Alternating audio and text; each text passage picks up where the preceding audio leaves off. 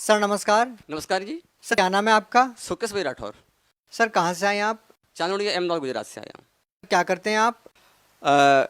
वैसे मेरे संस्था है हरिओम हिंदी विद्यालय, उसका मैं प्रिंसिपल हूँ। सर संत रामपाल जी महाराज जी से कब जुड़े आप? सर 23 मई 2013 को नाम दीक्षा ली।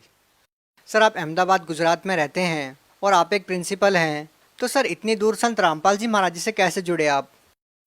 सर इसके पीछे बहुत बड़ा कारण है, अगर आप सुनो तो मैं सुनाऊँ। बिल्कुल सर। सर सबसे पहले बीमारियों का दौर था मेरे घर के अंदर।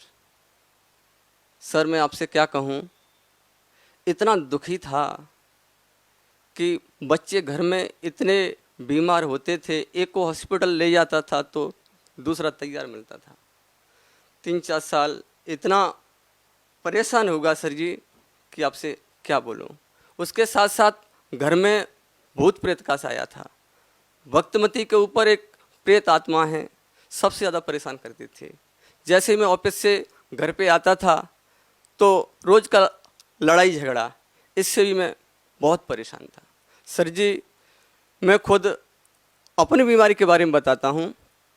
मेरे यहाँ पे सीने में है ना दर्द होता था, 6-7 साल से बराबर झेल रहा था। काफ़ी इलाज कराया, तंत्रों के पास भी गया, उनने पैसा भी लिया, 3-4 लाख रुपए तंत्रकों ने ले लिया और हॉस्पिटल में तो कम से कम 4-5 लाख का खर्चा हो ही चुका था, फिर भी ठीक नहीं हो रहा था। सर जी लास्ट में मैंने डॉक्टर से पूछा कि भाई इसका कोई इलाज है कि नहीं। डॉक्टरों ने भी इतनी सिटी स्कैन कराई सर जी, इतनी सोनोग्राफी कराई, एक्सरे कराए, शायद मेरा घर भर गया। सर जी एक दिन मैंने पूछा डॉक्टर इसका कोई इलाज होगा कि नहीं होगा। छिल्ले में डॉक्टर ने कहा कि भाई आपका इलाज तो आप परमात्मा ही कर सकते हैं, हमारे पास कोई रास्ता है नहीं। डॉक्टरों ने भी ऊपर हाथ उठा दिए थे, हमारी बस की बात नहीं। सर जी जब ऐसी नौबत आ जाए तो एक आत्महत्या के ऊपर इसके अलावा कोई रास्ता ही नहीं था। मैंने तो सोच लिया था कि अब तो आत्महत्या कर ही लेनी है। एक टीचर होने के नाते समझ में नहीं आ रहा था कि क्या करूं क्या नहीं करूं। पाप का इतना दौर कि मेरे को समझ में नहीं आ रहा था कि अब क्या करूं। सर जी एक दिन मैंने फाइनल डिसीजन ही ले लिया था। मेरे यहाँ पे इतना पेन होता था, इतना ज़बरदस्त होता था कि शायद ऐसा लगता था कि सहन नहीं होता था। एक दिन मैंने डिसीजन ले लिया कि आज आत्महत्या कर ही लेनी है। तो मैं घर से निकला, मेडिकल पहुंचा।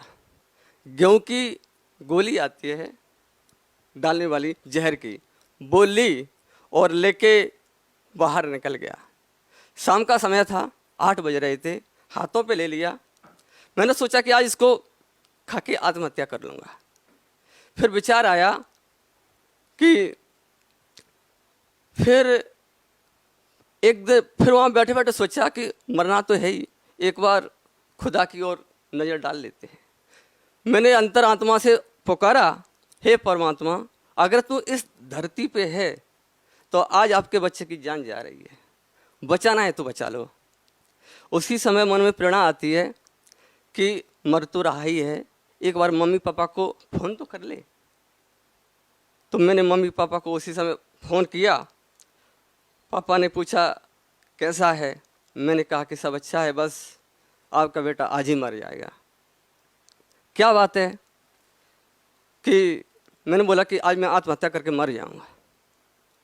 मैंने बोला कि जो मेरा इलाज हो ठीक नहीं हो रहा है, डॉक्टर ने भी हाथ उठा दिए हैं। तो पापा ने संत रामपाल जी महाराज से नाम दीक्षा ली थी 2009 में। जब मेरे पिताजी ने संत रामपाल जी महाराज के बारे में मुझे बताते थे तो मैं गुरुओं के बारे में मानता नहीं था। मैंने तो ये सोचा था कि गुरु तो सब ढोंगी होते हैं और इनके पास अंधविश्वास ही है, तत्व ज्ञान तो इनके पास है ही नहीं। क्योंकि पहले भी मैं भटक चुका था। मैं जय गुरुदेव मथुरा वाले हैं वहाँ पे भी गया था, ओम शांति में भी वो वर्ष तक रहा और राधा स्वामी के भी राउंड लगाए। क्योंकि मैं सब जगह भटक चुका था, कहीं से मैं कुछ लाभ नहीं मिल रहा था। तो मुझे विश्वास था कि ये तो गुरुओं के पास जाना तो व्यर्थ है, या कुछ है ही नहीं। तो कितनी बार पिताजी ने बोला, फिर मैंने इनकार कर दिया कि मुझे नहीं बाबाओं के चक्कर में पड़ना है। फिर जब मेरी ऐसी स्थिति आ गई तो मरता क्या नहीं करता। फिर पिताजी ने बोला कि आप संत रामपाल जी महाराज के आश्रम में चलोगे। मैंने यस बोल दिया। 15 दिन के बाद पिताजी गांव से जब अहमदाबाद आए, फिर वो मुझे 23 मई 2013 को आश्रम में गया और गुरुजी से उपदेश लिया। उपदेश लेने के बाद गुरुजी की आशीर्वाद खिलाने में लगा। जैसे गुरुजी आशीर्वाद देते हुए आए और गुरुजी ने मेरी तरफ देखा, मेरी आंखों में आंसू थे। जैसे एक संत रामपाल जी महाराज ने जैसे मेरे ऊपर हाथ रखा, बस हाथ रखते ही ऐसा चमत्कार हुआ, जो मेरा पेन था ना, वैसे ही पूरी जो भी मेरा दर्द था, जो भी बीमारी थी, एकदम समाप्त हो गई। सर जी, मैंने गुरुजी को नीचे से ऊपर तक देखा। मैंने बोला, क्यों हो? संत की महिमा तो सुनी थी, लेकिन आज पता चला कि असली संत क्या होता है। राहत मिलने के बाद आराम से भंडारा पाया, पूरी रात खुशी खुशी से लेटा रहा। जैसे मैं नाम लेने के बाद आया घर पे, तो एक दिन की बात है कि मैं शाम को आरती कर रहा था। हमारा बच्चा है, 15 साल का था, गौरव नाम है, मेरे साथ आरती में रोज बैठ जाया करता था। एक दिन क्या हुआ, जैसे ही वो साथ बैठा, जैसे मैंने आरती स्टार्ट की, आरती स्टार्ट होते ही उसके सीने में ऐसा दर्द हुआ कि रोते रोते जमीन के ऊपर गिर गया। जैसे ही उसको मैंने ओली में लिया तो उसको एकदम पसीना पसीना हो गया। सर जी, पसीना तो क्या, उसके इतना पसीना निकला कि मैं भी पसीने के अंदर भीग गया।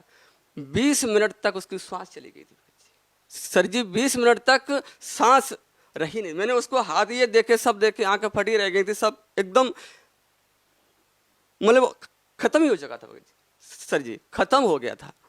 फिर मैंने ये सोचा, मैंने कहा, हे बंदी छोड़, हे सतगुरु रामपाल जी महाराज, बच्चे का मरने का गम नहीं है, या तो ये पहले हो जाता तो मुझे दुख नहीं था, लेकिन आपके चरणों में आने के बाद अगर ऐसा होता है तो लोग क्या कहेंगे। लोग पहले से ही विरोध करने लगे हैं कि इन्होंने देवी देवताओं को छोड़ दिया है, इसके लिए कारण इनका लड़के की मौत हुई है। फिर क्या हुआ? फिर उसके बाद एकदम ख्याल आया कि हमारे सतगुरु बंदी छोड़ रामपाल महाराज ने बताया कि जो हमने आपको अमृत जल दिया है उसको पिला दूं। तो जैसे ही मुझे अंदर से प्रेरणा हुई, मैंने अमृत जल की डिब्बी ली और उसको पिलाया। आरती बराबर चालू थी, बंद नहीं किया था। फिर जैसे ही आरती एंड होने के लिए आई, जैसे उसकी आंखें एकदम खुल गई। सर जी, एकदम ऐसा चमत्कार हुआ कि उसके अंदर सांस तो रही नहीं थी, बिल्कुल खत्म ही हो चुका था, 100% खत्म हो गया था। लेकिन हमने आरती बंद नहीं की थी, आरती बराबर चालू थी। जब एंड की एक कड़ी आती है, उसी समय उसने एकदम आंख खोली, पापा पापा। मैंने क्या होगा, जब उसको देखा ये तो होश में आ गया, आंखें खुल गई और एकदम मतलब खड़ा हो गया। मैंने बोला, हो बंदी छोड़, वास्तव में परमात्मा का नाम सुना था, लेकिन सतगुरु रामपाल जी महाराज हकीकत में ही परमात्मा है। ये कबीर साहब के अवतार हैं। सर, आपके बेटे ने क्या बताया था? क्या वो सो रहा था या उसके साथ क्या हुआ था? उसने क्या बताया? सर जी, वो तो मतलब खत्म ही हो चुका था। अचेत था, उसको कुछ याद नहीं? अचेत, बिल्कुल अचेत। तो वो तो पसीना पसीना, उस तो ऐसा सर जी, मैं आपको क्या बोलूं, वो तो खत्म ही हो चुका था। सर, आपने बताया कि आप अपनी समस्याओं को लेकर जय गुरुदेव के पास गए, राधा स्वामी पंथ के पास गए और आप ब्रह्मा कुमारी पंथ में भी गए, लेकिन आपको कहीं से भी कोई राहत नहीं मिलती है। और जैसे ही आप संत रामपाल जी महाराज जी से नाम दीक्षा लेते हैं और आपकी वर्षों पुरानी बीमारी जो होती है, जिस बीमारी को लेकर के आप जहर खाने की स्टेज पे आ गए थे, वो बीमारी आपकी ठीक हो जाती है। तो सर, सवाल ये है कि संत रामपाल जी महाराज जी से नाम दीक्षा लेने के बाद आपकी जो बीमारियां ठीक हुई है, उन बीमारियों के अलावा भी कोई आपको और लाभ मिला है? सर जी, और अनेक लाभ मिले। हमारी आर्थिक स्थिति भी पहले से डाउन थी, फिर बहुत अच्छी हो गई। और हमारा गौरव है, 12वीं कक्षा में बहुत अच्छे नंबर लेकर के आया था, गुजरात में नंबर 1 पे रहा था और सरकारी कॉलेज में एडमिशन हुआ। अगर उसका सरकारी कॉलेज में एडमिशन नहीं होता तो जैसे प्राइवेट कॉलेज कराते तो 16-17 लाख का खर्चा आता डिग्री करने का, लेकिन आज हमारा वो फ्री हो रहा है। और उसके साथ में हमारी एक बच्ची है, उसकी रमणी हो गई, रमणी बहुत अच्छे से हो गई, क्योंकि हमारा गुरुजी का आदेश है, दहेज ना लेना है ना देना है। संत रामपाल जी महाराज ने जो उनकी शादी कराई है, रमणी कराई है, वो शास्त्र विधि के अनुसार कराई है। सर जी, एक समय ऐसी स्थिति थी जब मेरी आर्थिक स्थिति बहुत डाउन थी। जब से संत रामपाल जी महाराज से नाम दीक्षा ली है ना, आज सर मैं आपको ऐसा बोल सकता हूँ कि आज मेरे घर के अंदर सातों सुख बता सकता हूँ सर जी। आज मेरे घर में किसी प्रकार का कष्ट नहीं है, किसी प्रकार की बीमारी नहीं है, किसी प्रकार का भी मान लो किसी की कमी नहीं रख रखी है। गुरु जी ने सब कुछ दे दिया है, सब कुछ। क्या कहूँ कि आज मैं इतना सुखी हूँ सर जी कि मेरे कहने पे कोई कुछ शब्द नहीं बचे मेरे पास। सर आप एक शिक्षित व्यक्ति हैं, आप खुद प्रिंसिपल हैं, तो सर आपसे जानना चाहेंगे कि संत रामपाल जी महाराज जी के बारे में अक्सर ये बातें सुनने को मिलती है कि अन्य धर्मगुरुओं की निंदा करते हैं। आप तो हिंदुस्तान के तमाम धर्मगुरुओं से जुड़े हुए थे आप पहले, और अब आप संत रामपाल जी महाराज जी से जुड़े हुए हैं। क्या लगता है आपको, क्या इसको निंदा कही जाए या क्या कहना चाहिए? सर निंदा तो नहीं है, हमारे गुरुजी ने एक सच्चाई बताई है।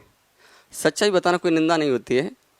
हमारे गुरुजी ने वेद शास्त्रों को खोल खोल कर रख दिया है। गीता वेद सबके यहाँ पढ़े हुए हैं, मिला लो, सच्चाई क्या है आपको खुद स्वयं पता चल जाएगी। सर ये भी सुनने को मिलता है कि जो श्रद्धालु संत रामपाल जी महाराज से जुड़े हुए हैं वो एक अंधश्रद्धा भक्ति के तहत जुड़े हुए हैं। वो अनपढ़ लोग हैं, ज़्यादा पढ़े लिखे नहीं हैं, लेकिन आप खुद एक प्रिंसिपल है और आप एक स्कूल का संचालन भी करते हैं। तो आप क्या कहना चाहेंगे उन लोगों को जो संत रामपाल जी महाराज के अनुयायियों के बारे में ये कहते हैं कि वो एक अंधश्रद्धा भक्ति के तहत ही जुड़े हुए हैं? सर जितने भी भक्त समाज है जो संत रामपाल जी महाराज के चरणों में जुड़ा हुआ है, कोई भी अंधभक्ति के तहत नहीं आता है। उन्होंने सच्चाई को जाना है, परखा है और उनसे नाम दीक्षा ली। सर संत रामपाल जी महाराज ने एक सामाजिक उत्थान की जो क्रांति खड़ी की है उसके बारे में आप क्या कहना चाहेंगे? सर जैसा कि मैंने बताया कि मेरी बेटी की रमेणी हुई, शादी हुई, तो उसमें वर पक्ष ने भी ना दहेज लिया, एक पैसे का भी खर्चा नहीं होगा। और हमारे गुरुजी ने हमें ये सिखाया कि दहेज ना लेना है ना देना है, और नशा मुक्त भारत बना रहे हैं। सर जी अगर हम दोनों ही परिवार सक्षम थे, अगर हम ये जगत के हिसाब से शादी करते तो इस शादी में खर्चा कम से कम 16-17 लाख का आना था। और वो आज परमात्मा के दया से, संत रामपाल जी महाराज की रजा से ये शादी हमारी बिगड़ दानदारी के संपन्न हुई। सर आप भगत समाज को क्या संदेश देना चाहेंगे? सर जी भक्त समाज को प्रार्थना ही कर सकता हूँ कि वो संत रामपाल जी महाराज का सत्संग सुने और जो हमारे गुरुजी की लिखी हुई पुस्तकें हैं उनको पढ़ें, सच्चाई को जाने, परखें और उपदेश लें और अपना कल्याण कराएं। जी धन्यवाद। सर।